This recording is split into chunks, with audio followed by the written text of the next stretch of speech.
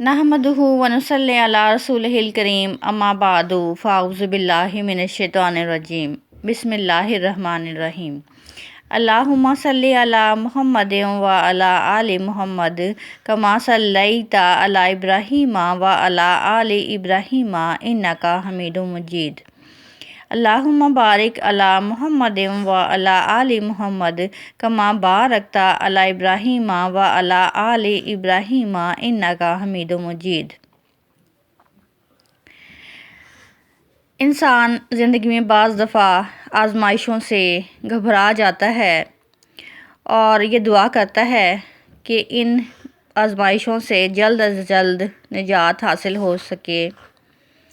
یہ کلمات انہی الفاظ میں کہے گئے ہیں تاکہ کم حوصلہ لوگوں کی حوصلہ افزائی ہو سکے، نیز یہ کہ وہ اللہ تعالیٰ پر بھروسہ کرنا سیکھ جائیں۔ الفاظ یہ ہیں کہ تم تھک مت جانا، اللہ تعالیٰ تمہاری برداشت کی طاقت کو نہیں آزماتا، وہ تمہارے ایمان کا امتحان لیتا ہے، اور اللہ تعالیٰ انہی کا امتحان لیتا ہے جن کو اپنا دوست بنانا چاہتا ہے۔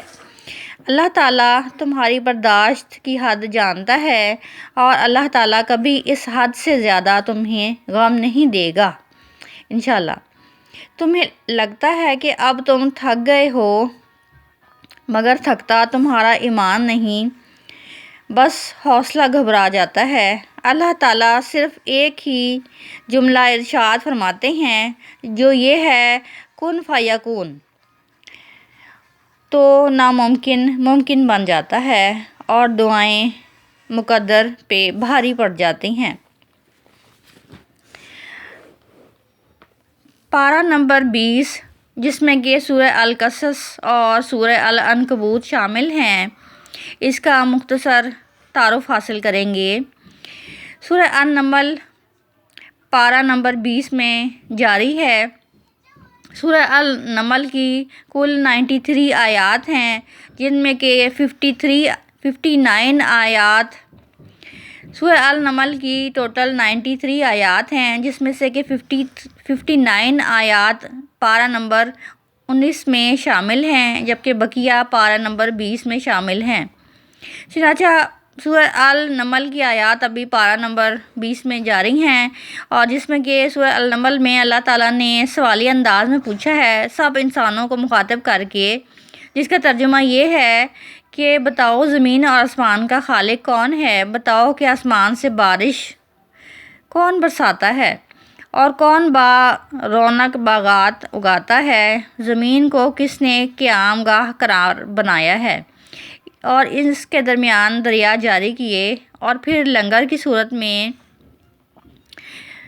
کیلوں کی صورت میں اللہ تعالیٰ نے اس میں پہاڑ نصب فرمائے، مبتلائے مصیبت کی فریاد کو کون سنتا ہے، اس کے دکھوں کا مداوع کون کرتا ہے، خشکی اور ظلمتوں میں راہ کون دکھاتا ہے، بارش کی نوید بنا کر ٹھنڈی ہوائیں کون چلاتا ہے، ابتداً مخلوق کو کون پیدا کرتا ہے اور دوبارہ کون پیدا کرے گا، زمین اور آسمان کی مخلوق کو روزی کون دیتا ہے۔ یہ سب سوالات اٹھانے کے بعد اللہ تعالیٰ نے انسان کی عقل سے سوال کیا ہے کہ کیا معبودان برحق کے سوا یہ سب کام کوئی کرنے والا ہے، اور اس سوال کو لے کر قرآن شریف نے بار بار دہرایا کہ عقل کے اندھے انسانوں کا ضمیر جاگ اٹھے اور وہ اللہ تعالیٰ کی صداقت اور جلالت اور قدرت کو تسلیم کر لیں۔ اس مقام پر بھی قرآن پاک فرماتا ہے کہ اے انسان، زمین میں چل پھر کر دیکھ لو، یا جن قوموں کا میں نے ذکر کیا ہے وہ کس انجام سے دوچار ہوئی ہیں، آسمانوں اور زمینوں میں جو کچھ بھی چھپا ہوا ہے وہ رب کے نزدیک لوح محفوظ میں لکھا ہوا ہے۔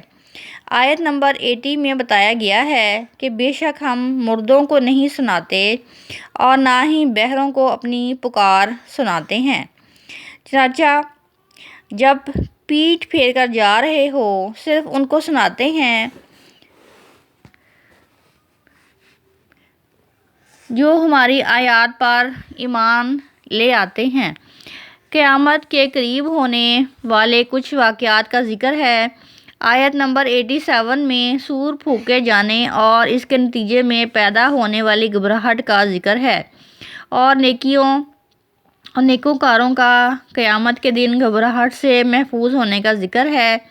حضرت اسرافیل علیہ السلام سور پھونکیں گے، ایسی آواز نکالیں گے جس سے کہ سارے لوگ مر جائیں گے۔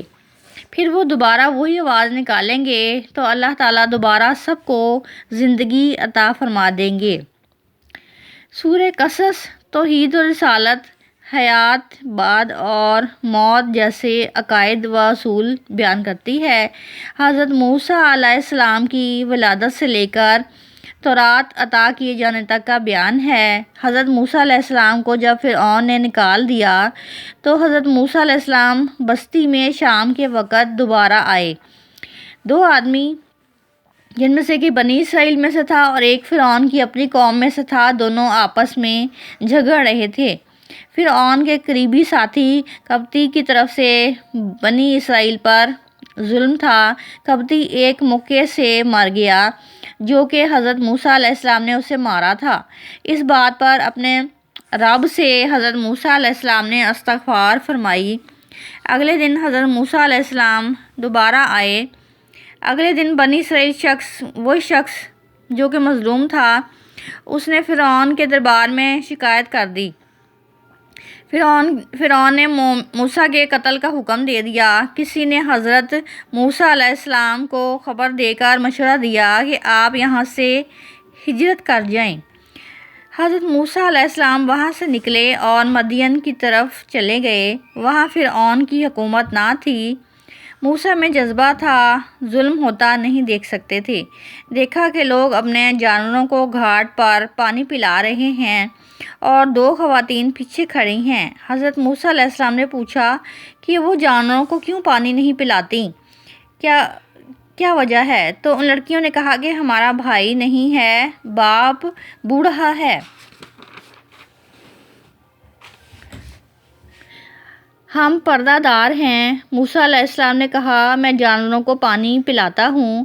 بیویاں گھر جا کر والد سے کہنے لگیں کہ اس بستی میں ایسا شخص آیا ہے جو عورتوں کی طرف دیکھتا ہے تو مدد کے لیے آگے بڑھتا ہے۔ حضرت شعیب علیہ السلام جو کہ ان بیویوں کے والد تھے، انہوں نے موسیٰ علیہ السلام کو گھر بلایا، فرمایا کہ آپ میرے ساتھ میرے گھر چلیں اور اجرت طے کر لیں۔ اگر آپ 10 سال ہمارے گھر میں رہے اور جانوروں کی دیکھ بھال کریں تو میں اپنی دونوں بیٹیوں میں سے ایک بیٹی کا نکاح آپ کے ساتھ کر دوں گا۔ چنانچہ ایک روایت کے مطابق حضرت موسیٰ علیہ السلام نے 8 سال یا 10 سال وہاں قیام کیا اور خوب خدمت کی۔ چنانچہ والد نے خوش ہو کر اپنی ایک بیٹی کا نکاح ان کے ساتھ کر دیا تو بیوی کو لے کر مصر کی طرف جا رہے تھے۔ راستے میں سردی تھی، وہاں آگ جل رہی تھی۔ ان کی بیگم حاملہ تھی۔ انہوں نے کہا اپنی بیگم سے کہ آپ بیٹھیں، میں آگ لے کر آتا ہوں۔ وہاں درخت سے آواز آئی، موسیٰ میں تیرا رب ہوں۔ وہاں موسیٰ کلیم اللہ پر وحی آنا شروع ہوئی۔ اللہ تعالیٰ نے انہیں معجزہ عصا عطا فرمایا جو کہ اژدہا بنتا تھا۔ یہ ید بیضا عطا فرمایا۔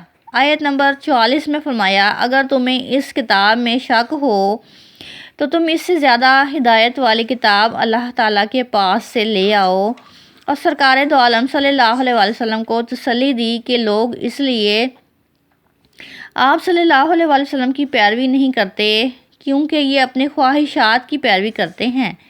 آیت نمبر 52 میں نجاشی کے دربار سے آئے ہوئے وفد کے قبول اسلام اور ابو جہل کی اس کے ساتھ بے ادبی کا ذکر کیا گیا ہے۔ جعفر طیار نے تقریر کی۔ آیت نمبر 57 میں نبی پاک صلی اللہ علیہ وسلم سے کہا کہ اگر ہم آپ کے ساتھ ہدایت کی پیروی کریں تو ہم اپنے ملک سے دور چلے جائیں گے۔ اللہ تعالیٰ نے فرمایا کہ ہم نے ان کو اپنے حرم میں آباد نہیں کیا جو کہ امن والا ہے اور یہاں پر کہ ہر قسم کے پھل لائے گئے، لیکن اس میں سے اکثر لوگ نہیں جانتے۔ آیت نمبر 62 میں کفار کو معبود کی بے بسی فرشتوں کے اس سوال کے جواب میں خاموش رہنے کا بیان ہے کہ تم نے اپنے رسولوں کو کیا جواب دیا۔ آیت نمبر 68 میں اللہ تعالیٰ نے اپنے خالق ہونے، عالم الغیب ہونے اور معبود برحق ہونے کا بیان فرمایا ہے، جسے کہ علم غیب اللہ تعالیٰ کو حاصل ہے۔ آیت نمبر 71 میں پھر اپنی قدرت اور جلالت کی طرف سوالیہ انداز میں اللہ تعالیٰ نے فرمایا ہے کہ اگر اللہ تعالیٰ قیامت کے لیے مسلسل ہدایت کا سلسلہ جاری رکھتے تو تمہارے لیے روشنی کون لے کر آتا؟ اگر مسلسل اللہ تعالیٰ دن بنا دے تو رات کو سکون تمہیں کون دے گا؟ پس کیا تم سنتے نہیں ہو؟ کیا تم سمجھتے نہیں ہو؟ آیت نمبر 76 سے قارون کا ذکر ہے۔ موسیٰ علیہ السلام کا جو کہ قریبی ساتھی تھا، اس کا نام قارون تھا اور وہ آسمانی کتابیں جانتا تھا، نیک بھی تھا۔ پھر اسے دولت ملی، اتنا خزانہ ملا کہ ایک جماعت مل کر صرف اس خزانے کی چابیاں اٹھاتی تھی، اور ایسا قرآن پاک میں خود بیان فرمایا گیا ہے کہ ایک جماعت مل کر صرف اس خزانے کی چابیاں اٹھاتی تھی، اس قدر وسیع خزانہ تھا۔ حضرت موسیٰ علیہ السلام نے فرمایا اسے کہ زکوٰۃ دو۔ اللہ تعالیٰ سے دعا کی۔ موسیٰ علیہ السلام نے اے اللہ اسے سزا دے۔ حضرت موسیٰ علیہ السلام نے اپنے قریبی ساتھی قارون علیہ السلام کے لیے بد دعا کی، کیونکہ قارون نے حضرت موسیٰ علیہ السلام کی پاک دامنی پر الزام لگانے کی کوشش کی تھی، جس پر کہ حضرت موسیٰ علیہ السلام نے اللہ تعالیٰ سے قارون کے لیے بد دعا کی کہ اے اللہ اسے سزا دے۔ اللہ تعالیٰ نے قارون کو تمام خزانوں کے ساتھ زمین میں دھنسا دیا اور وہ غرق ہو گیا۔ آیت نمبر 83 میں آخرت کا گھر ہم ان کے لیے مقدر کرتے ہیں جو کہ زمین میں نہ شکری کرتے ہیں نہ فساد کرتے ہیں، اچھا انجام صرف پرہیزگاروں کے لیے ہوتا ہے، ہر ایک اپنے اچھے یا برے اعمال کی سزا پائے گا۔ سورہ عنکبوت۔ اس سورت میں اللہ تعالیٰ نے بہت سے توحید کے دلائل بھی بیان فرمائے ہیں، اور آیت نمبر 8 میں حکم فرمایا ہے کہ اپنے ماں باپ کے ساتھ نیک سلوک کرو، ان کی اطاعت کی حدود بھی مقرر کر دیں۔ اگر وہ تمہیں شرک میں مبتلا کرنا چاہیں تو گناہ کے کام میں ماں باپ کی اطاعت کرنا جائز نہیں ہے۔ حضرت ابراہیم علیہ السلام کی قوم کا ذکر فرمایا گیا ہے۔ آیت نمبر 26 میں لوط اور اسحاق علیہ السلام کا ذکر ہے۔ لوط اور قوم کو اللہ تعالیٰ نے بچا لیا تھا، جو کہ شر کے دنوں میں بھی خیر پھیلاتے تھے۔ آیت نمبر 40 میں بعض سرکش قوموں پر ہم نے پتھر بھی برسائے، بعض کو چنگھارے نے پکڑ لیا، بعض کو زمین میں دھنسا دیا، بعض کو سمندر میں غرق کر دیا۔ اللہ تعالیٰ ان پر ظلم کرنے والا نہ تھا، بلکہ یہ خود اپنی جانوں پر ظلم کرنے والے تھے۔ آیت نمبر 46 میں فرمایا گیا ہے کہ اہل کتاب سے بحث و مباحثہ اور مجادلہ کے آداب اور اسلوب تبلیغ سکھائی گئی ہے۔ وآخر دعوانا ان الحمد للہ رب العالمین۔